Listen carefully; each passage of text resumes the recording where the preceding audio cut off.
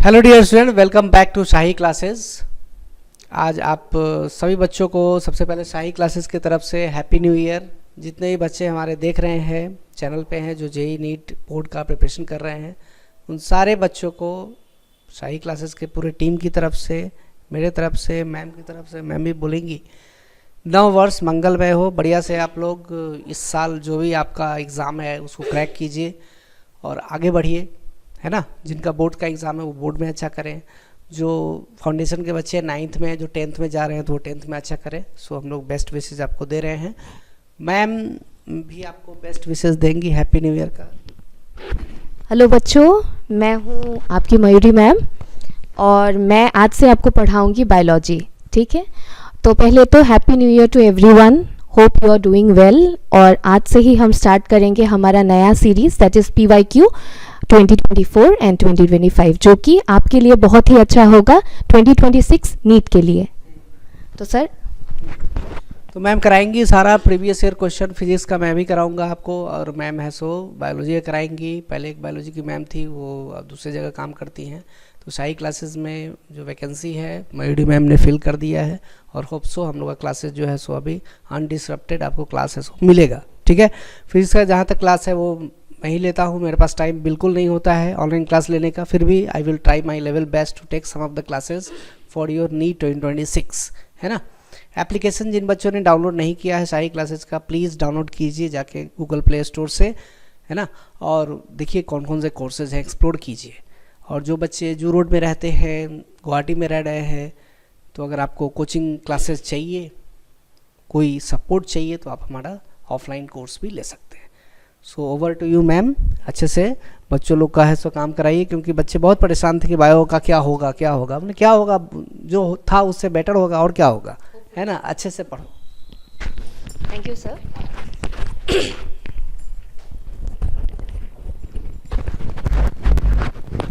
Sir remote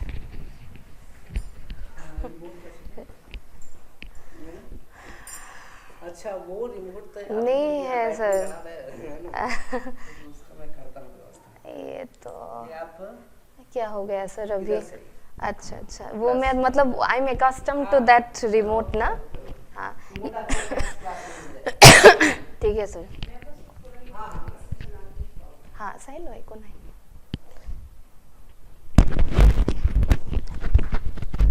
hello students, today will be starting with a new series जो कि है NEET bio PYQ series from 2024 and 25 question paper, जो कि आपकी 2026 NEET के लिए बहुत ही बेनिफिशियल होगा। Okay, so let us start with a first question without wasting much of our time. तो देखते हैं पहला क्वेश्चन क्या है। पहला क्वेश्चन है कि पिंक फ्लावर्ड स्नैपड्रैगन का अगर फ्लावर हम लेते हैं, यानी कि प्लांट अगर हम लेते हैं, उसको क्रॉस करते हैं रेड फ्लावर्ड स्नैपड्रैगन के साथ। ठीक है, तो स्नैपड्रैगन का मतलब क्या है? First thing that comes into our mind is incomplete dominance. ठीक है, इनकम्प्लीट डोमिनेंस। ठीक है, ओके। सो यहाँ पे हम देखते हैं कि ऑप्शन क्या दिया गया है।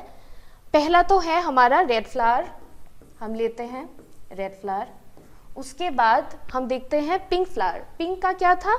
पिंक का होगा कैपिटल R स्मॉल r। ठीक है, अभी तो बहुत इजी है ये RR और ये RR। ठीक है, तो पहला हमें मिला कैपिटल R और ये मिला हमें कैपिटल R स्मॉल r। ठीक है, तो यहाँ पे हमें क्या निकालना है? हमको निकालना है फिनोटाइप, यानी कि फिजिकल हमारा क्या होगा, फिजिकल अपीयरेंस कैसा होगा, ये हमको देखना है। ठीक है, तो RR में क्या होगा हमारा, यहाँ पे रेड निकलेगा, कैपिटल R स्मॉल r में हमको क्या मिलेगा, पिंक निकलेगा। ठीक है, तो यहाँ पे तो रेड और पिंक है, यहाँ पे व्हाइट फ्लावर्स है ही नहीं। तो हम ऑप्शन देखेंगे, यहाँ पे ऑप्शन में क्या है, ओनली रेड फ्लावर नहीं होगा, red flower as well as pink flower, हाँ ये हो सकता है, ओनली पिंक फ्लावर नहीं होगा, और व्हाइट तो होगा ही नहीं। तो आंसर क्या होगा, red flowered as well as pink flowered plants. ठीक है, तो ये हो गया हमारा पहला क्वेश्चन खत्म। तो नेक्स्ट आता है कि एक ब्लैक सीड कलर जो कि डोमिनेंट है ओवर वाइट सीड कलर, तो यहाँ का ब्लैक सीड का जो प्लांट है, ब्लैक सीड का प्लांट का जीनोटाइप क्या होगा, ठीक है, उसका जेनेटिक यानी कि जेनोटाइप क्या होगा, ठीक है। तो इसमें हम क्या क्रॉस करेंगे बच्चों, हम यहाँ पे क्रॉस करेंगे टेस्ट क्रॉस, ठीक है। तो टेस्ट क्रॉस में क्या था, अगर तुम लोग याद करो तो टेस्ट क्रॉस में क्या करते हैं हम, होमोजाइगस रिसेसिव के साथ क्रॉस करते हैं, ठीक है। तो होमोजाइगस रिसेसिव में क्या होगा, स्मॉल बी, ठीक है।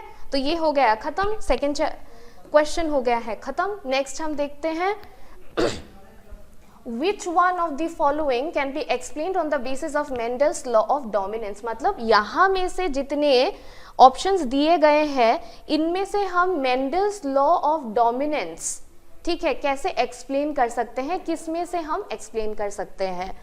तो पहला देखते हैं एक एग्जाम्पल लेके, एक है कैपिटल टी जैसे कि टॉल और स्मॉल टी यानी कि ड्वार्फ, ठीक है। तो एक ये टॉल क्या है, हम जानते हैं इट इज डोमिनेंट, और स्मॉल टी क्या है, ये है रिसेसिव, ओके। तो इन दोनों को हम क्या कर सकते हैं, the capital T is dominant और स्मॉल टी इज रिसेसिव। तो पहला क्या है, ऑप्शन में दिया है कि out of one pair of factor one is dominant and other is recessive. Of course मैंने तो दिखा ही दिया अभी आप लोगों को, सो फर्स्ट इज करेक्ट, ठीक है, ये करेक्ट है। नेक्स्ट, ये टी और ये स्मॉल टी, इन दोनों को हम क्या बोलते हैं, इन दोनों को हम फैक्टर्स बोलते हैं। इनको हम क्या बोलते हैं, इनको हम बोलते हैं फैक्टर्स, ठीक है। तो नेक्स्ट में क्या है, factors occur in pair in normal diploid plant, यानी कि ये सी भी करेक्ट है, ठीक है। बी में देखो, alleles do not show any expression and both the characters appear in the F2 generation, ठीक है। तो यहाँ पे देखो alleles do not show any expression.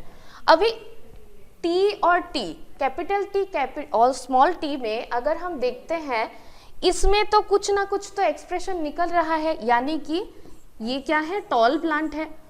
तो यहाँ पे तो दिया है कि do not show any expression, do not show तो नहीं होगा, तो ये हो गया है गलत।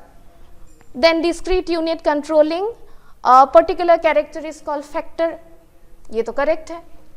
Expression of only one of the parental character is found in a monohybrid cross, यानी कि F1 जनरेशन में बताया गया है कि एक पेरेंटल कैरेक्टर का एक्सप्रेशन यहाँ पे दिखाई देता है। हाँ, ये करेक्ट है। क्यों? क्योंकि यहाँ पे ऑफ कोर्स टॉल दिखाई दे रहा है, that means at least one parental character का तो हमें एक्सप्रेशन यहाँ पे मिल रहा है। ओके, सो ये भी क्या होगा, करेक्ट। तो यहाँ से A C D E, तो ऑप्शन हो गया A C D E D, ठीक है। तो ये हो गया है सॉल्व। नेक्स्ट क्वेश्चन देखते हैं, मैच लिस्ट 1 विथ लिस्ट 2।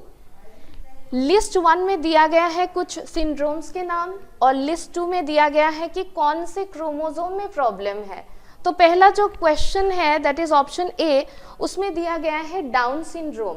तो डाउन सिंड्रोम क्या है, डाउन सिंड्रोम में क्या होगा, इसमें ट्राइसोमी 21 क्रोमोसोम में होगा, ठीक है। तो हम पहले देखते हैं A3 कहाँ पे मिलता है, तो A3 तो हमको मिल ही गया, ठीक है। तो B का क्या होगा, B का 4, B का 4 कैसे, अगर तुम लोगों को याद होगा बच्चों कि थैलेसोमिया में क्या होता है, अल्फा चेन और बीटा चेन, ठीक है। तो अल्फा के लिए क्या था 16th क्रोमोसोम और बीटा के लिए क्या था 11th क्रोमोसोम, ठीक है। तो ये याद रखना, ये किसके लिए था, हीमोग्लोबिन के लिए। ओके, थैलेसेमिया हीमोग्लोबिन के लिए था, तो 16th और 11th। तो इसमें से हमको पता चल गया कि बीटा थैलेसेमिया के लिए 11th और ऑफ कोर्स काइनफिल्टर्स के लिए क्या है, X क्रोमोसोम। ओके, तो ये हो गया है सॉल्व। आंसर है A3, B4, C1 and D2। Question number 5 है ब्लड ग्रुप से, बहुत ही इजी क्वेश्चन है। क्वेश्चन को हम पढ़ते हैं, देखते हैं। As per ABO blood grouping system the blood group of father का दिया गया है that is B positive, B ही है, पॉजिटिव का इसमें कुछ नहीं है, सिर्फ कंफ्यूजन के लिए पॉजिटिव वगैरह दिया है। B है, मदर का क्या है, A है और चाइल्ड का है O, ठीक है। तो हम लिखते हैं फादर का क्या होगा, फादर का है बी, मदर का होगा ए और चाइल्ड का क्या है ओ। तो यहाँ पे क्या होगा, ओ के लिए हमें चाहिए आई ओ, यहाँ पे भी ओ के लिए क्या चाहिए आई ओ, इसके लिए भी आई ओ चाहिए, ठीक है, यहाँ पे भी आई ही होगा। तो आई ओ आई ओ आई ओ और आई ओ। यहाँ पे बी बनाने के लिए हमको क्या चाहिए बच्चों, आई बी, और इसके लिए क्या चाहिए आई ए, ठीक है। तो आई बी आई कहाँ पे है बच्चों, देखो आई बी आई ए आई और आई। तो आंसर क्या होगा इसमें, ए ओनली। देखो ए में है ना, तो ए ओनली होगा, ठीक है। चलो ये भी हो गया। 5 नंबर के बाद अभी आता है छठा क्वेश्चन। छठा क्वेश्चन में क्या है कि bacteria, okay, growth medium of bacteria is transported to the cell. एक सेल में हम कौन सा क्या यूज करेंगे, देखो यहाँ पे कुछ एंजाइम्स के नाम दिए गए हैं। तो lactose which is present in growth medium, ठीक है, ऑफ बैक्टीरिया, कौन से एंजाइम को लेके हम इसको कर सकते हैं। आंसर एनसीईआरटी में है परमीएज, इसमें कुछ सोचना ही नहीं है, आंसर डायरेक्टली हमारे एनसीईआरटी में दिया गया है, सो इट इज परमीएज, ठीक है। नेक्स्ट क्वेश्चन देखते हैं, हाइंड टू क्वेश्चन है। हाइंड टू का रिकॉग्निशन साइट क्या है, देखो Hind two always cut DNA molecules at a particular point, यानी कि एक एंजाइम एक पर्टिकुलर पॉइंट में जब कट करता है उसको हम बोलते हैं रिकॉग्निशन साइट या फिर रेस्ट्रिक्शन साइट।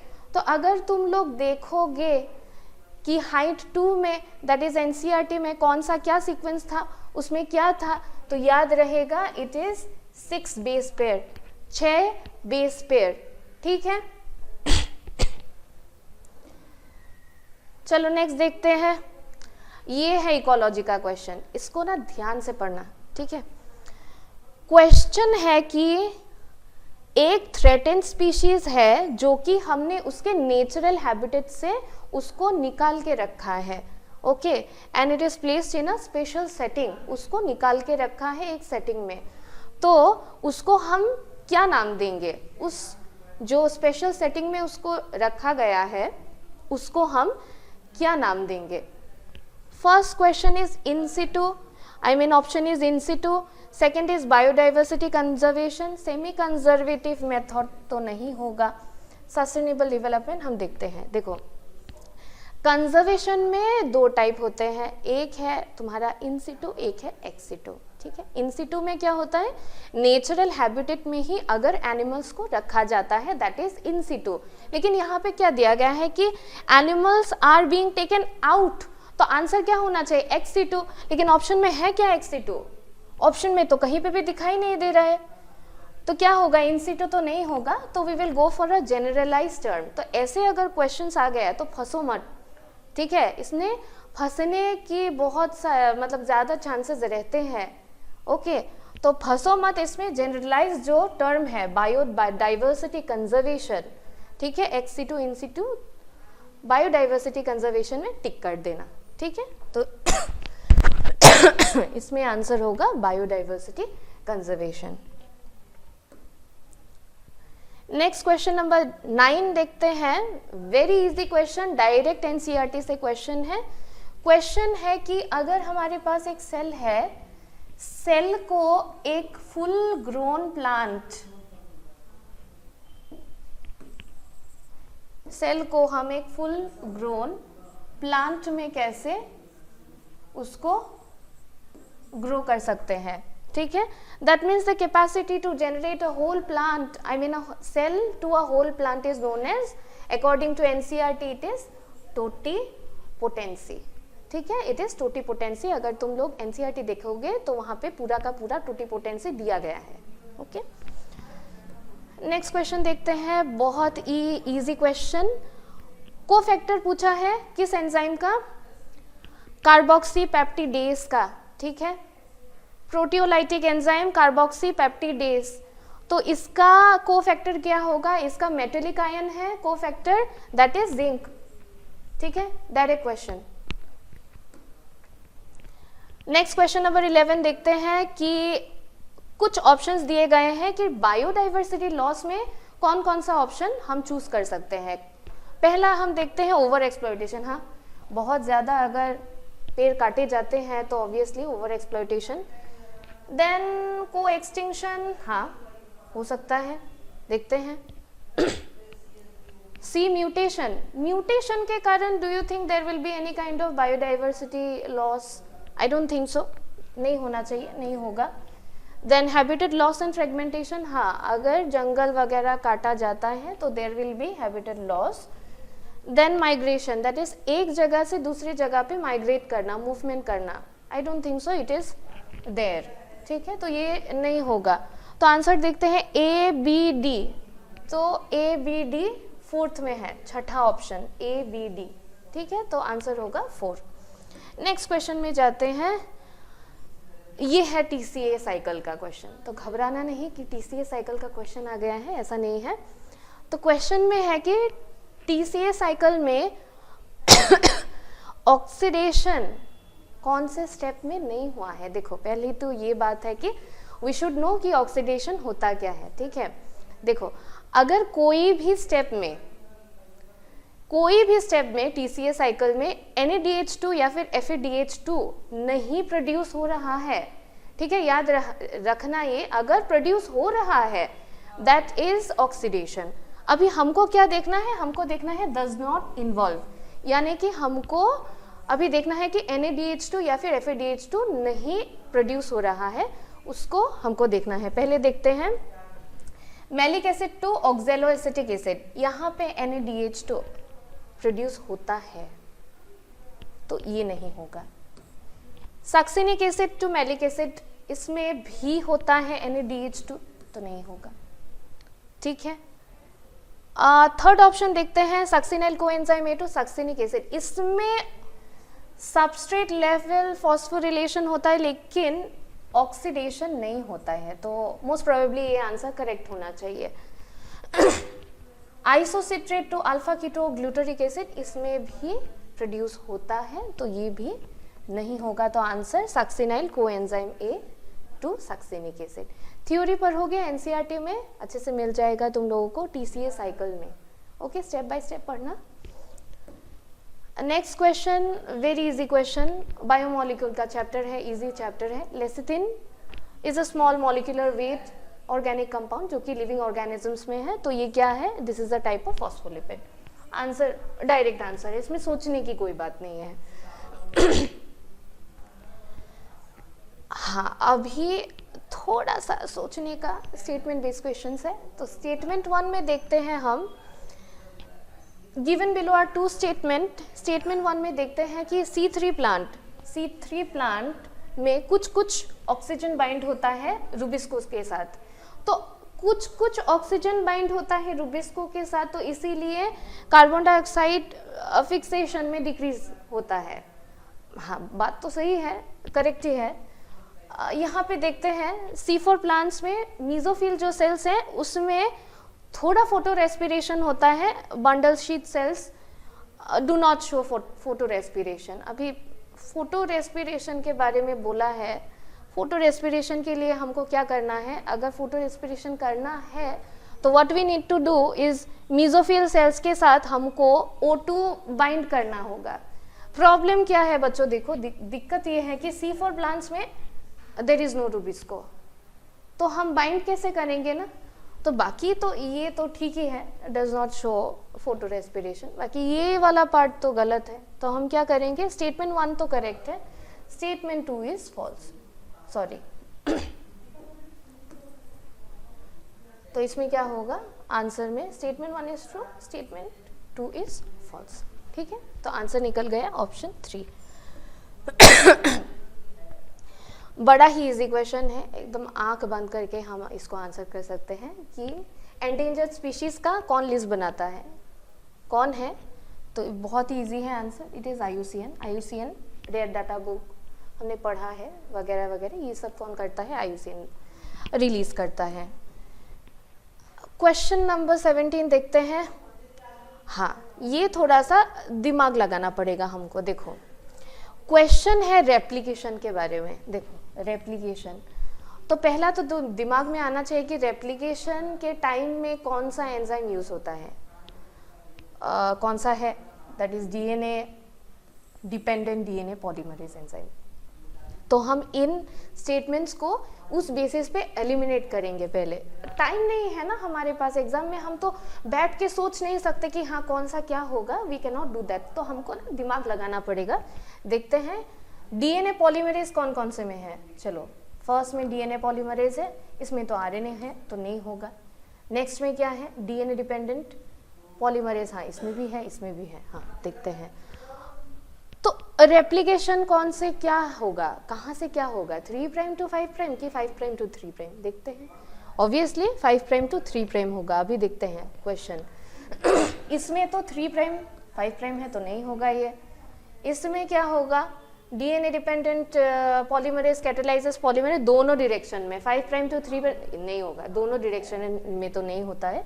तो आंसर क्या होगा, DNA dependent DNA polymerase 5 prime to 3 prime में ही रेप्लिकेशन करेगा उस डायरेक्शन में। ठीक है, नेक्स्ट क्वेश्चन नंबर 17 देखते हैं। सोमैटिक हाइब्रिडाइजेशन में कैसे सेल्स का फ्यूजन होता है, कौन सा पार्ट है सेल का जिसको हम फ्यूज कर सकते हैं, क्वेश्चन है ये। अभी देखते हैं, एक सेल है, ठीक है, सेल में क्या होता है, सेल वॉल। तो सेल वॉल अगर दोनों सेल्स में है बच्चों, तो तुमको क्या लगता है कि सेल वॉल दोनों फ्यूज कर सकते हैं? Obviously we need to break down the cell wall, right. तो सेल वॉल को हम कैसे ब्रेक करते हैं, with the help of cellulase enzyme. Okay, तो सेल्यूलेज एंजाइम को हम क्या करेंगे, यूज करेंगे सेल वॉल को ब्रेक करने के लिए, और उसमें से क्या निकलेगा, प्रोटोप्लाज्म। ठीक है, आई मीन प्रोटोप्लास्ट निकलेगा। तो प्रोटोप्लास्ट ही हम निकालेंगे और दोनों को हम क्या करेंगे, दोनों सेल्स को हम फ्यूज करेंगे। ठीक है, तो आंसर होगा प्रोटोप्लास्ट। चलो जाते हैं क्वेश्चन नंबर 18 में। बड़ा ही इजी क्वेश्चन है, शुगर केन है। शुगर केन का जो लेंथ है स्टेम का, उसको हमको इंक्रीज करने के लिए कौन सा हार्मोन चाहिए? ऑब्वियसली एक ही हार्मोन है, दैट इज जिबरेलिन हार्मोन। तो जिबरेलिन हार्मोन क्या करता है, लेंथ इंक्रीज करता है, किसका, शुगर केन या फिर बाकी जो भी प्लांट है उसका लेंथनिंग करता है। ठीक है, तो आंसर होगा जिबरेलिन। हाँ, ये हो गया सेल का क्वेश्चन, दैट इज डीएनए का।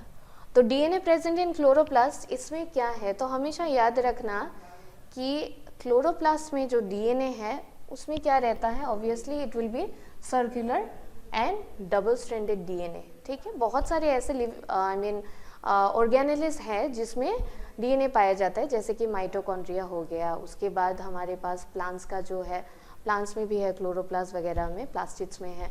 तो obviously here also in chloroplast what kind of DNA is present, तो हमारा आंसर क्या होगा, सर्कुलर एंड डबल स्ट्रैंडेड। ये है एक पिक्चर बेस्ड क्वेश्चन, ये है PBR 322 का एक मैंने डायग्राम यहाँ पे दिया है, जो कि हमारे नीट में आ चुका था, 2024 नीट में आया था। तो देखते हैं, यहाँ पे क्वेश्चन दिया है कि आइडेंटिफाई x एंड y। चलो देखते हैं क्या है इसमें। पहले तो हमें आइडेंटिफाई करना होगा कि x और y क्या है। x होगा हमारा, x होगा ORI रीजन, ठीक है, और y भी हमको आइडेंटिफाई करना है, दैट इज ROP। ठीक है, ओराई रीजन में क्या होता है, ओराई रीजन में रेप्लिकेशन इनिशिएट होता है, यानी कि स्टार्ट होता है, और ओराई रीजन क्या करता है, कॉपी नंबर्स को भी वो कंट्रोल करता है कि कितना कॉपीज बनेगा, क्योंकि एक कंट्रोल होना चाहिए ना कि हजार ऐसे कॉपीज बनाते जा रहे हैं, कुछ कंट्रोल नहीं है, ऐसा नहीं हो सकता। नेक्स्ट इज ROP मतलब रेप्लिकेशन ऑफ प्लाज्मिड। ठीक है, तो ROP रीजन हो गया यहाँ पे, ROP region is replication of plasmid, और ओराई रीजन इनिशिएट करता है रेप्लिकेशन का। तो हम देखते हैं यहाँ पे ऑप्शन में कौन सा करेक्ट बैठता है। पहला तो दिया गया है कि antibiotics and protein involved in replication है, ये तो नहीं होगा, ऑब्वियसली एंटीबायोटिक्स के बारे में यहाँ पे कुछ भी नहीं है। Gene X is responsible for controlling copy number, हाँ ये हो सकता है, probable answer option number 2। Gene X for protein involve in replication and Y for resistance to फिर से एंटीबायोटिक्स नहीं होगा। Gene X is responsible for recognition side नहीं होगा एंटीबायोटिक, तो एंटीबायोटिक वाला तो कुछ होगा ही नहीं। आंसर क्या होगा? Controlling the copy number of the linked DNA and also the replication of plasmid. ठीक है, तो ये हो गया हमारा solve question number 20। Next question बड़ा ही इजी है, आंख मूंद के हम बोल सकते हैं टीआई प्लाज्मिड का फुल फॉर्म क्या है। टीआई मतलब ट्यूमर इंड्यूसिंग प्लाज्मिड, तो आंसर क्या होगा? Tumour inducing. देखो यहाँ पे क्या दिया गया है, इनहिबिटिंग, इंडिपेंडेंट, टेम्परेचर इंडिपेंडेंट, ये सब नहीं होगा, कंफ्यूजन के लिए दिया है, कंफ्यूज कर देते हैं। तो ट्यूमर इंड्यूसिंग प्लाज्मिड ऑप्शन 3। चलो नेक्स्ट क्वेश्चन हम देखते हैं, question number 23। Match the following है ये क्वेश्चन। लिस्ट 1 और लिस्ट 2 में है। लिस्ट 1 में है कुछ साइंटिस्ट के नाम और लिस्ट 2 में है कि उन्होंने क्या दिया था। तो देखते हैं क्या है। पहला तो ऑप्शन है फ्रेडरिक ग्रिफिथ, तो ऑब्वियसली ग्रिफिथ का क्या होगा? ट्रांसफॉर्मेशन। तो देखते हैं कि ऑप्शन में क्या है, A3। A3 तो 2 है यहाँ पे, A3। ठीक है, तो नेक्स्ट देखते हैं जैकब और मोनार्ड, इसमें तो लैकोपेरेन होना चाहिए, लैकोपेरेन that is 4, that is A3 और B4। A3 और B4 में ऑप्शन 2 है, तो A3 B4। C का 1 होगा, हरगोबिंद खुराना का जेनेटिक कोड है, और लास्ट में मेसलसन एंड स्टाल का क्या होगा? Semi conservative mode of DNA. ठीक है, तो ये तो इजी क्वेश्चन है, मैच द फॉलोइंग का क्वेश्चन है। नेक्स्ट क्वेश्चन नंबर 24 हम देखते हैं। 24 में फिर से मैच द फॉलोइंग क्वेश्चंस बहुत सारे यहाँ पे इंक्लूड मैंने किया है। तो लिस्ट 1 में मैंने दिया है, यहाँ पे देखो, यहाँ पे आया है कि कुछ एंजाइम्स के नाम भी है, यहाँ पे कुछ ट्रांसक्रिप्शन, स्प्लाइसिंग ऑफ एक्सन्स और टाटा बॉक्स के बारे में भी दिया है। तो देखते हैं क्या है। आरएनए पॉलीमरेज 3 एंजाइम का 4 होना चाहिए, एसएनआरएनए और tRNA. Then termination of transcription, देखते हैं क्या होगा, ये तो रो फैक्टर होना चाहिए, दैट इज 3 होना चाहिए। तो देखते हैं ए का 4, ए का 4 कहाँ पे है? एक ही ऑप्शन है यहाँ पे, तो इजीली आंसर निकल जाता है। ए का 4 और बी का 3, सी का 1। सी का 1 मतलब स्लाइसिंग ऑफ एक्सन्स का एसएनआरएनपी, और टाटा बॉक्स का क्या होगा? डी का 2। ठीक है, तो दिक्कत नहीं है बच्चों की ऑप्शन में ना एक अगर कर दिया तो मोस्ट ऑफ द टाइम्स क्या होते हैं, यू कैन, अगर ए का 4 निकल जाता है आंसर, तो ए का 4 में तो एक ही है ना ऑप्शन, तो ऑप्शन 4 करेक्ट होता है। हम दे सकते हैं इसको, एलिमिनेशन मेथड हम यूज कर सकते हैं। नेक्स्ट क्वेश्चन देखते हैं। 25 में लिस्ट दिया गया है अल्फा 1 एंटीट्राइप्सिन का CRI जीन के बारे में दिया गया है, CRY जीन 2, और यहाँ पे एंजाइम रिप्लेसमेंट थेरेपी के बारे में दिया गया है। तो देखते हैं क्या दिया है। अल्फा 1 एंटीट्रिप्सिन एम्फिजीमा, इसके साथ होना चाहिए, दैट इज A3। A3 देखते हैं, हाँ थोड़ा सा फंस गए हैं, A3 2 है यहाँ पे। फिर क्राई जीन में cry first AB, cry first AB में क्या हो सकता है? क्राई फर्स्ट AB में of course it is B का 4 हो सकता है। B का 4 देखते हैं, अरे फिर से दुविधा, B का 4 देखते हैं। A3 B का 4 और C का 1 और D का 2, तो A3 B4 C1 यानी कि C का 1 और enzyme replacement therapy that is gene therapy ADA deficiency, तो एक बन रहा है यहाँ पे आंसर, दैट इज ऑप्शन 3। चलो नेक्स्ट क्वेश्चन देखते हैं, फिर से मैच द फॉलोइंग। क्लोस्ट्रिडियम ब्यूटालिकम ये बनाता है साइक्लोस्पोरिन, दैट इज ए का होना चाहिए 4। सैकेरोमाइसिस सेरिवाइसी इथेनॉल होना चाहिए 1।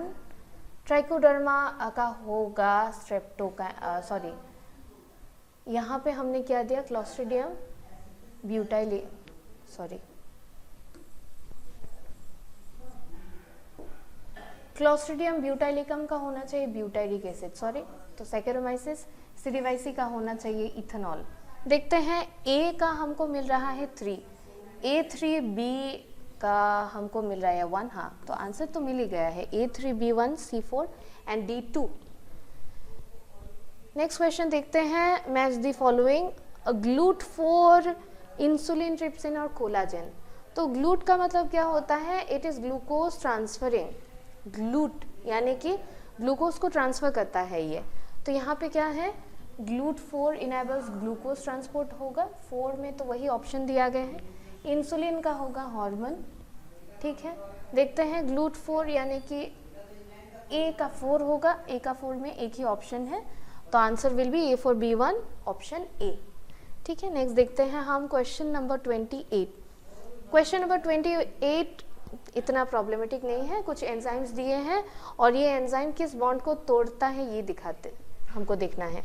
तो लाइपेज में क्या होगा, लिपिड, देखते हैं क्या होगा लाइपेज में। न्यूक्लियस में लाइपेज क्या करता है, न्यूक्लियस क्या करेगा, प्रोटीएज क्या करेगा और एमाइलेज क्या करेगा। तो यहाँ पे देखते हैं लिपिड, लिपिड क्या करेगा, लिपिड में क्या कौन सा बॉन्ड होता है, ए का 2 देखते हैं, बी का 4 फॉस्फोडाइएस्टर, सी का 1 और डी का 3, यानी कि लाइपेज में हम क्या कर सकते हैं, एस्टर बॉन्ड, न्यूक्लियेज इसमें क्या होगा, फॉस्फोडाइएस्टर बॉन्ड, सी में क्या होगा, पेप्टाइड बॉन्ड और एमाइलेज में ऑफ कोर्स ग्लाइकोसाइडिक बॉन्ड। ठीक है, तो एक अगर हमारा मिल जाता है ना तो obviously we can solve the others, यानी कि आंसर तो निकल ही जाता है, इतना भी प्रॉब्लमेटिक नहीं है यहाँ पे। तो नेक्स्ट क्वेश्चन है हमारा इकोलॉजी से। सो ट्रॉपिकल रीजन्स में स्पीशीज रिचनेस क्यों ज़्यादा है, पूछा गया है कि तुम कॉन्सेप्ट लगाओ कि यहाँ पे स्पीशीज रिचनेस इतना ज़्यादा क्यों है। देखते हैं हम। Tropical latitudes have remain relatively undisturb for millions of years, यानी कि बहुत सालों तक it is constant. Tropical latitudes हाँ रिमेन रिलेटिवली अनडिस्टर्ब, हाँ ये तो हम सोच सकते हैं, क्योंकि टेम्परेट रीजन्स में due to glaciation and due to many other factors क्या हुआ है, वहाँ पे टेम्परेचर ड्रॉप होता है, इसीलिए स्पीशिएशन नहीं होता है। तो ट्रॉपिक्स में क्या होता है, the season is quite constant, तो इसीलिए हम यहाँ पे डाइवर्सिटी देख सकते हैं। तो मेरे हिसाब से ये करेक्ट होना चाहिए। Next, tropical environment are more seasonal, seasonal यानी कि चेंज होता रहता है रैपिडली, तो आई डोंट थिंक सो कि ट्रॉपिक्स में उतना भी सीजन अनप्रेडिक्टेबल है, तो ये तो नहीं हो सकता। देन मोर सोलर एनर्जी, ऑब्वियसली ट्रॉपिक्स में ज़्यादा सोलर एनर्जी है। कांस्टेंट एनवायरनमेंट प्रोवाइड नीश स्पेशलाइजेशन, हाँ एक अगर कोई भी एनिमल वहाँ पे रहता है, वहाँ पे उसका अपना काम होता है, उसका अपना हैबिटेट बन जाता है, तो स्पेसिफिक एनिमल का एक स्पेसिफिक पर हैबिटेट होता है, दैट इज़ नीश स्पेशलाइजेशन, तो हाँ ये करेक्ट है। Then tropical environment are constant and predictable, हाँ हम प्रेडिक्ट कर सकते हैं कि थोड़ा बहुत कि हाँ अभी तो सर्दी है तो सर्दी कंटिन्यू होगा फॉर 1 to 2 months, उसके बाद गर्मियाँ आएंगी थोड़ा थोड़ा करके, तो yes tropical environments are constant. तो option A C D E option 1 will be the correct answer. Next question, direct question, equation दिया गया है लॉजिस्टिक ग्रोथ का, तो उसमें के क्या इंडिकेट करता है वो पूछा है, तो ये तो डायरेक्ट आंसर है कैरिंग कैपेसिटी, के का मतलब है कैरिंग कैपेसिटी। नेक्स्ट क्वेश्चन है formation of interfascicular cambium from fully developed parenchyma cells, यानी कि पेरेन्काइमा सेल्स, अभी देखो पेरेन्काइमा सेल्स क्या है, जो डिफरेंशिएट नहीं करते हैं, वो परमानेंट है, ठीक है, तो उसको हम क्या करेंगे, उसको हम लेके जाएंगे and we'll have to make them interfascicular cambium, यानी कि डिवाइड करने वाला, तो उसको हम क्या बोलते हैं उस प्रोसेस को, कि formation of interfascicular cambium from the parenchyma cells, तो उसमें होगा हमारा डी डिफरेंशिएशन उसको बोलते हैं, ठीक है। तो ये था question number 31 and with this our first series, यानी कि हमारा first session of PYQ series have ended. Hope आप लोग अच्छे से आज से ही पढ़ना शुरू कर दें, और PYQs are very very important for everyone. जितना हो सके PYQs करिए, और मैं तो हूँ ही आप लोगों के साथ, तो every week I will be there, PYQs हम करेंगे। And till then stay healthy, stay happy and keep studying. Thank you.